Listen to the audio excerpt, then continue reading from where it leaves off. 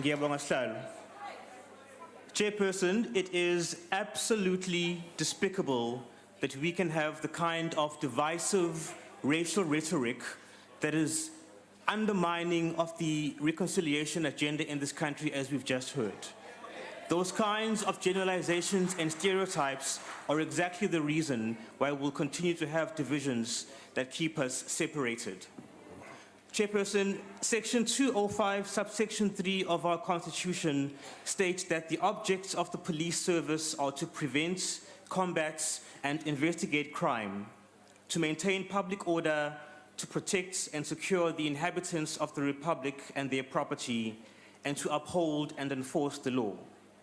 On all these points, the SAPS is struggling and failing when it comes to crime in farm communities and the safety of farm dwellers. This, Chairperson, is not because we don't know what to do to improve safety and security in these communities. Rather, it is because the police service lacks the right leadership, both political and managerial, to address the problem. The SAPS is the key state institution for ensuring that all people live in safety, free from crime and violence, but it is failing in fulfilling that duty due to poor leadership and skewed priorities that undermine the fight against crime on the ground. The 2016 White Paper on Policing outlines that the police service must be rooted in a community-centered approach, a key demonstration of which is to be responsive to the vulnerabilities and policing needs of local communities.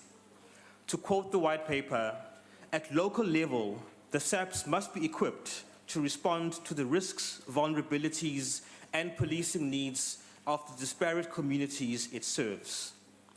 This echoes the DA's long-standing call for the localization of policing through greater autonomy for police stations.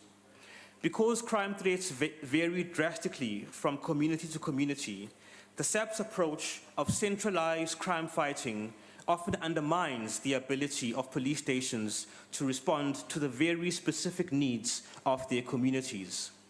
In this regard, there are multiple instances of SAPS failure to be responsive, both structurally and operationally, to the local policing needs of farm communities.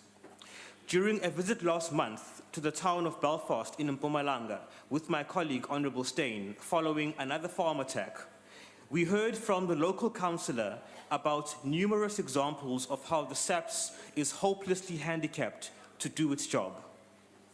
In a context where one ward can sometimes be as large as encompassing 3 towns, one police station has to cover a geographically massive policing precincts, involving long traveling distances and usually covering multiple settlements. Secondly, outside of roads between and within towns, most vehicular travel has to be on gravel roads, and sometimes on no roads at all.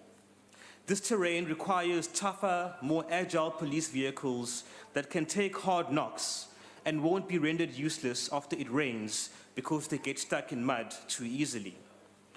And lastly, the understaffing and inadequate number of police vehicles means that when a suspect is in custody and has to be transported to another town for a court appearance, normal sector policing operations are deprived of the cars and officers they need for visible patrolling and rapid response.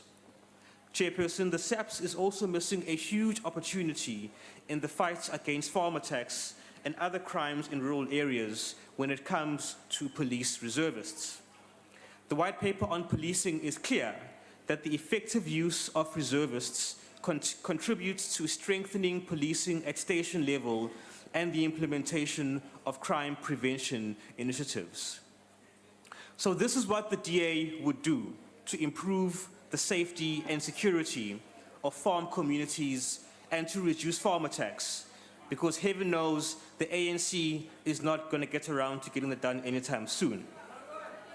Firstly, Chairperson, we would give greater budgetary freedom, because often station commanders are prevented from adapting resource allocation according to their specific needs because of centralized bureaucratic practice in the SAPS. The DA would give more discretionary management authority for these decisions to be localized so that stations could deal with problems more effectively.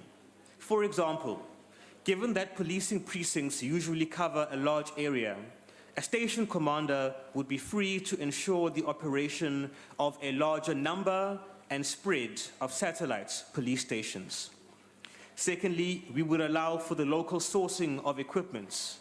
Under a DA government, police stations would be allowed to procure equipment and services directly from approved local suppliers based on station needs. This means that they would be sure, for example, to get the right kind of vehicle for their context, instead of being subject to decisions from higher up in the hierarchy that are ill-suited for their needs. It also means that vehicles would not languish at a centralized SAPS garage for weeks or months on end for repairs or maintenance, while communities are poorly protected by an under-resourced and under-equipped police service. And thirdly, Chair, we would boost operational personnel numbers with a strong reservist corps.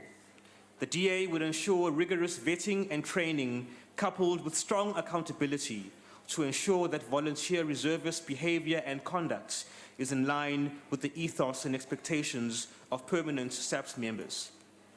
The DA stands ready to lead a national government that will fix the police service and ensure safety and security for all, in particular farming communities. In order for us as a nation to harness the full potential of our people, we need safe homes and safe streets. The DA is becoming the hope of more and more citizens to realize the dream of a country free from fear, and we must stand together to condemn all farm attacks as vile, disgusting, despicable, and deplorable, and only under the DA can we defeat this evil. I thank you. The next